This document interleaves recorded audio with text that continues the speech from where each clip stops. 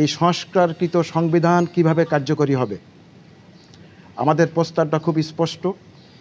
জাতীয় ঐক্যমতের ভিত্তিতে অন্তর্বর্তীকালীন সরকারকে জাতীয় সরকারের রূপদান করতে হবে এবং এই সংবিধানকে একটি সামাজিক চুক্তি হিসেবে গ্রহণ করে অধ্যাদেশের মাধ্যমে কার্যকরী করতে হবে এবং এই সংবিধানের অধীনে নির্বাচন অনুষ্ঠিত হবে।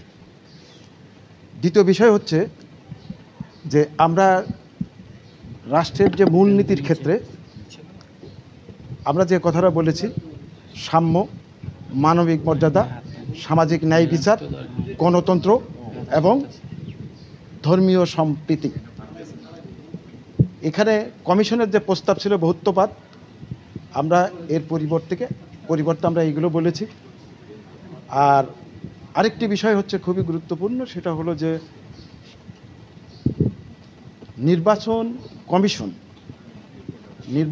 কমিশন এবং অন্যান্য যে বিষয়গুলো সাংবিধানিক প্রতিষ্ঠানে পরিণত করার কথা বলা হয়েছে এবং এই কমিশনের একটি প্রস্তাবকে আমরা খুবই অভিনন্দন দিয়েছি আমাদের দলের পক্ষ থেকে, যে এনসিসি ন্যাশনাল কনস্টিটিউশনাল কাউন্সিল, এই চিন্তাটাকে আমরা খুব অভিনন্দন জানিয়েছি এবং আমরা অনেক ক্ষেত্রে আমাদের প্রস্তাবে এনসিসির উপরে অনেক ক্ষমতায়নের কথা আমরা বলেছি।